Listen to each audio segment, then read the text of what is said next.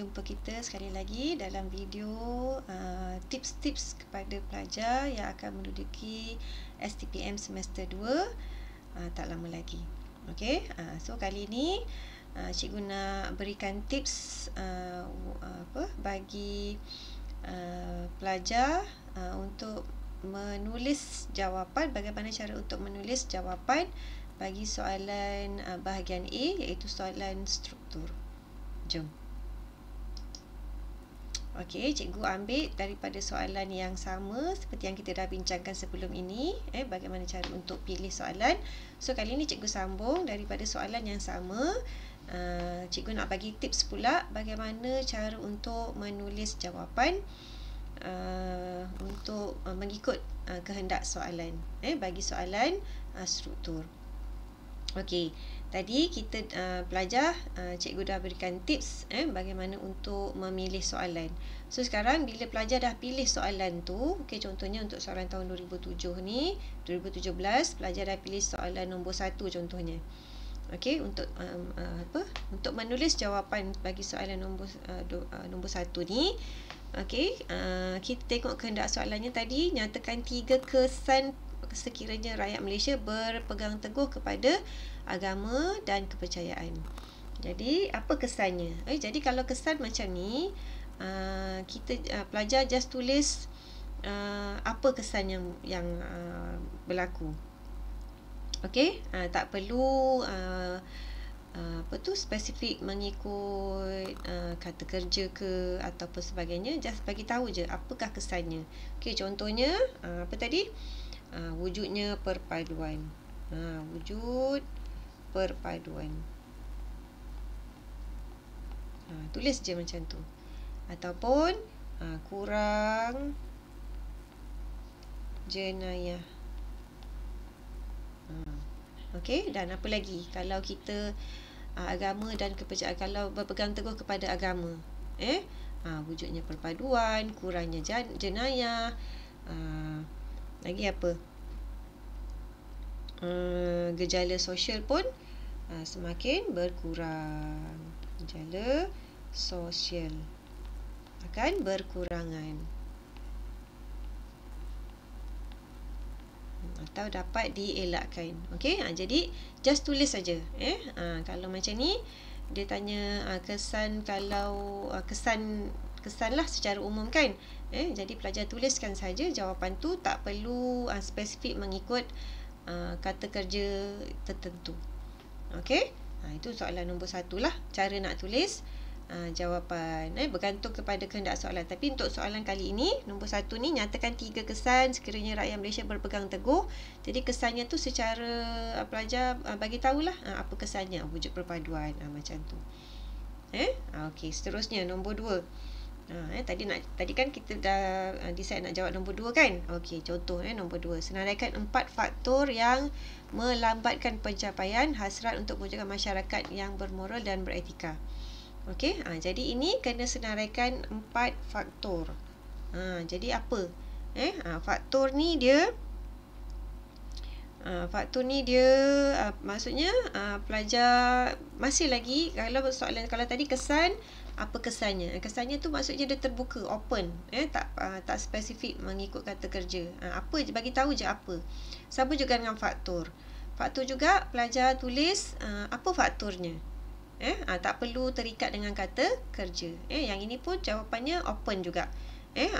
Contoh, kalau kali ini, apakah faktor-faktor yang boleh melambatkan, faktor-faktor yang melambatkan pencapaian hasrat untuk mewujudkan masyarakat yang bermoral dan beretika. Okey, antaranya ialah sikap masyarakat. Contohnya, sikap masyarakat.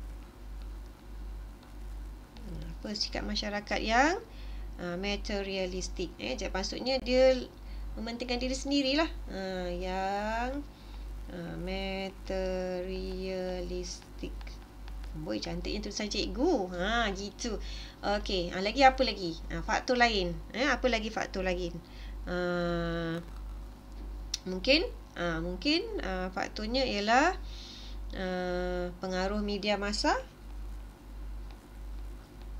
Pengaruh media massa. Mungkinlah. Apa tu, macam mana pengaruh media massa ni tak payah nak jelaskan lah, just bagi tahu saja. Okey, lagi apa lagi? Mungkin juga daripada pengaruh media massa tu, wujudnya juga pengaruh budaya asing. Kan? Dan lagi apa lagi? Kalau macam tadi kan kurang kalau yang atas ni tadi agama kan, kalau kita pegangan agama yang teguh, maka akan wujudnya perpaduan. Tapi kalau sikap bermoral dan beretika ni tak dapat dicapai, terhalang, melambatkan, mungkin salah satunya adalah disebabkan oleh kurang penghayatan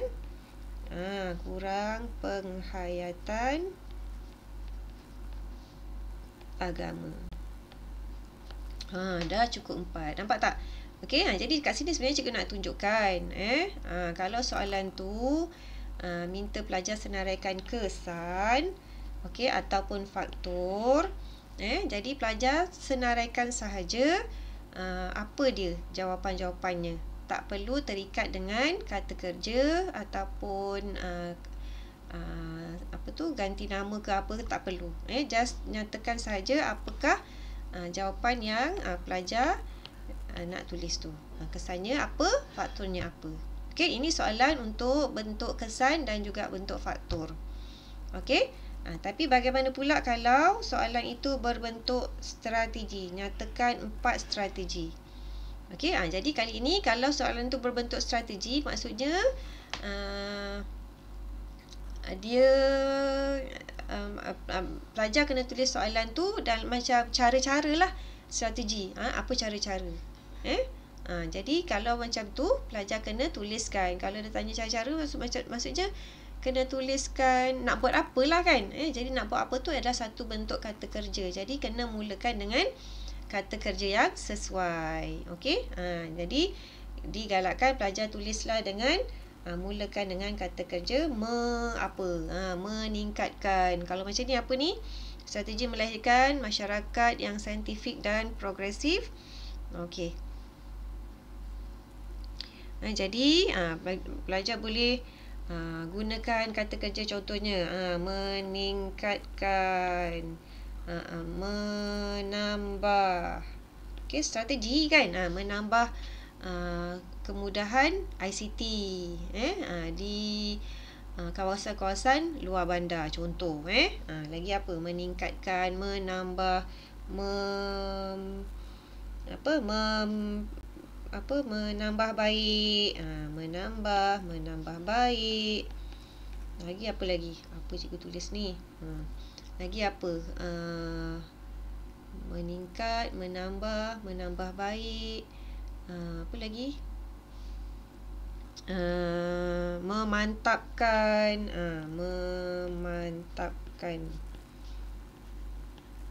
Okey.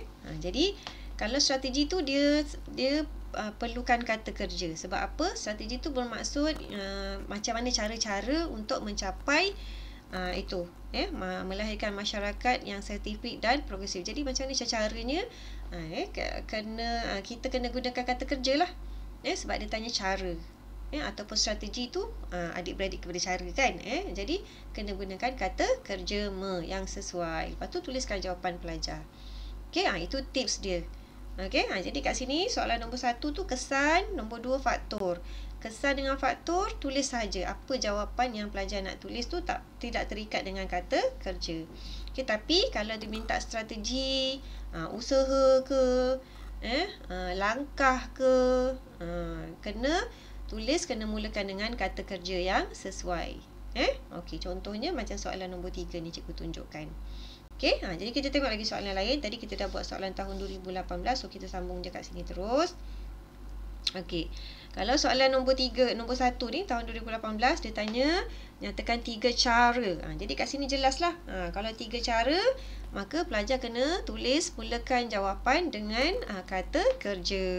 Sama juga macam tadi.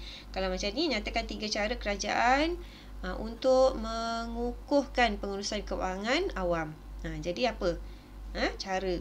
Caranya seperti Berbelanja. Berbelanja itu adalah satu kata kerja. Jadi berbelanja secara berhemah contohnya. Okey, yang kedua apa? Menguruskan. Menguruskan. Juga satu kata kerja, menguruskan pendapatan dengan cekap contohnya. Okey, lagi apa? Memantapkan ataupun memantapkan boleh. Memantapkan. Okey, memantapkan apa? Peraturan dalam pengurusan keuangan negara.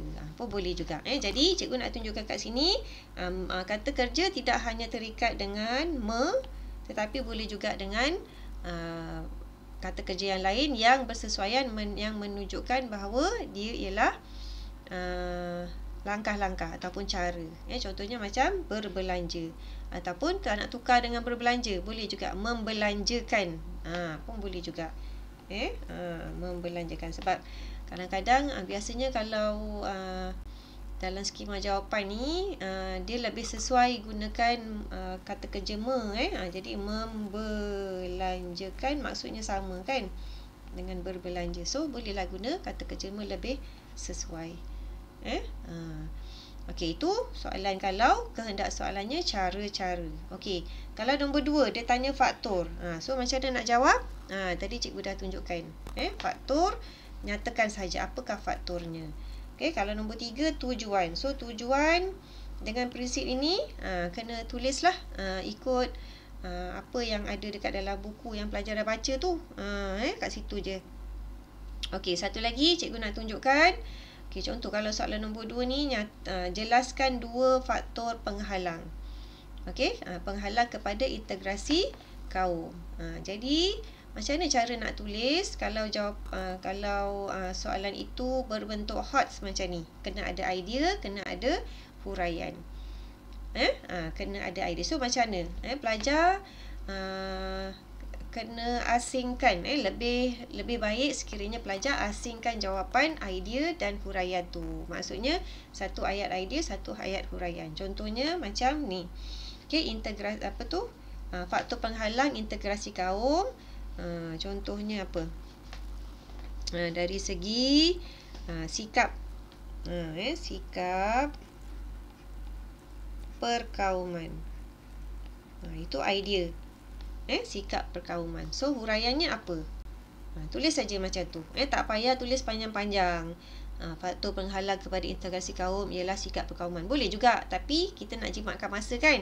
Jadi pelajar tulis saja sikap perkauman. Lepas tu huraiannya masyarakat masih lagi terikat dengan sentimen perkauman ataupun sebagainya. Bagilah contoh. Kalau tak tahu nak hurai, bagikan contoh. Masih mengutamakan kaum masing-masing. Contohnya macam tu. Okey. Sama juga kalau apa lagi selain daripada tu, boleh juga dalam bentuk pendidikan. Pun boleh juga. Pendidikan. Kan kadang-kadang pendidikan dekat sekolah kat dalam negara kita ni sistem pendidikan masih ada lagi sistem vernacular, iaitu ada sekolah mengikut jenis kebangsaan kan. Jadi itu pun salah satu faktor yang boleh menghalang integrasi perkauman lah. Okey, seterusnya apa lagi cikgu nak tunjuk jelaskan. Okey, cikgu dah tunjukkan macam mana cara nak tulis ni soalan dalam bentuk HOTS. Okey, ini contoh nak tulis jawapan bagi soalan dalam bentuk HOTS dan juga cara nak tulis jawapan soalan dalam bentuk LOTS. Okey, soalan nyatakan dan soalan jelaskan. Okey, cikgu tunjukkan satu lagi. Kalau diminta tujuan, macam mana nak tulis tujuan? Macam mana cara pelajar nak tuliskan? Okey, pelajar boleh tuliskan macam ni. Cikgu tunjukkan contoh kat sini. Kalau dia tujuan, soalan nombor 3 kan. Tujuan dasar pertanian tadi apa? Tuliskan macam ni je. Memajukan. Kena hafal lah ni. Memajukan kegiatan perhutanan sebagai usaha sama. Meningkatkan pengeluaran pertanian. Ni idea. Yang ini huraian. Okey, cara tulis dia macam tu. Asingkan idea dan huraian. Macam ni. Asingkan idea dan huraian. Ini idea, yang ini huraian. Okey, jadi cikgu galakkan pelajar kalau soalan tu berbentuk jelaskan, dia minta 2 idea dan huraian, 4 markah. Pelajar tulis idea asing. Maksud cikgu, idea 1 ayat, huraian 1 ayat. Okey, jadi mudah nanti penanda kertas untuk ataupun cikgu-cikgu yang nak tanda kertas pelajar tu nanti mudahlah dia nak tahu, oh ini idea, oh ini huraian. Kalau pelajar buat dalam 1 ayat saja, nanti cikgu kena cari yang mana 1 idea, yang mana 1 huraian. Jadi dia akan membebankan penanda kertas. Bila dia susah nak cari nanti, kadang-kadang pelajar maksud pelajar tu dah betul lah, tapi perkataan tu tak ada. Perkataan yang sesuai untuk idea tu tak jumpa dekat dalam jawapan pelajar. Jadi kesannya tak dapat markah. Sebab apa? Cikgu nak cari jawapan dekat dalam idea dekat dalam jawapan pelajar tu tak jumpa. Jadi digalakkan pelajar tulislah jawapan secara berasingan. Ayat idea 1, lepas tu titik, lepas tu buat pula ayat huraian. Sambunglah, jangan asing-asingkan.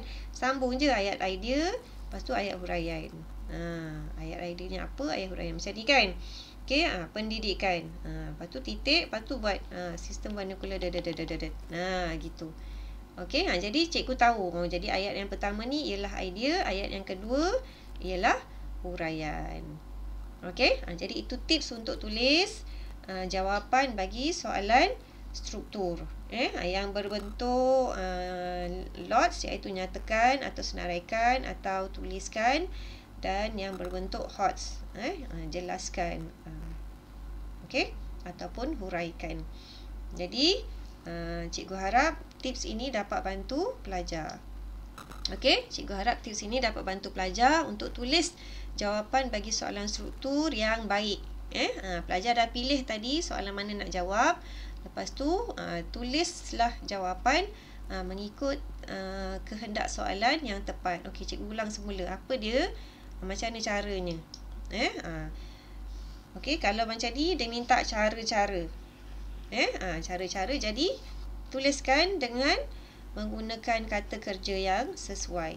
Kata kerja me. Seelok-eloknya gunakan kata kerja me. Okey. Kalau dia minta faktor, so nyatakan faktornya tu apa. Macam soalan tadi. Kat sini dia minta kesan. Kalau dia minta kesan dengan faktor, tuliskan saja apa kesannya, apa faktornya, tidak terikat dengan kata kerja, mana-mana kata kerja. Tapi kalau dia minta strategi, strategi tu adalah serupalah macam cara-cara. Okey, jadi kena tuliskan dalam bentuk kata kerja yang sesuai seperti ini. Okey, jadi kata kerja cikgu senaraikan ni antara kata kerja yang popular lah. Jadi pelajar boleh gunakan kata kerja ni untuk menulis jawapan yang bersesuaian. Okey. Dan nanti kalau jumpa soalan yang macam ni dalam kertas peperiksaan nanti, jangan lupa mesti tulis jawapan ni, ambil jawapan ni dan tulis. Tulis mesti sama seperti yang diberikan. Jangan ubah. Kalau dia tulis pendidikan, pendidikan. Kalau dia tulis pendidikan luar bandar, tulis pendidikan luar bandar. Ikut saja, jangan tinggal mana-mana perkataan yang diberikan dekat dalam gambar rajah tu. Okey. Kalau tertinggal, ada kemungkinan nanti hilang markah. Sebab apa? Dah diberi, tinggal salin je pun salah. Kan? Jadi berhati-hati. So, itu tips yang cikgu boleh berikanlah untuk menulis jawapan bagi soalan struktur. Diharap cikgu dapat bantu pelajar dan pelajar boleh ingat. Okey. Okey. Jumpa lagi dalam kelas yang akan datang. Semoga pelajar boleh gunakan tips ini untuk menulis jawapan yang baik dalam soalan struktur nanti. Okey. Good luck.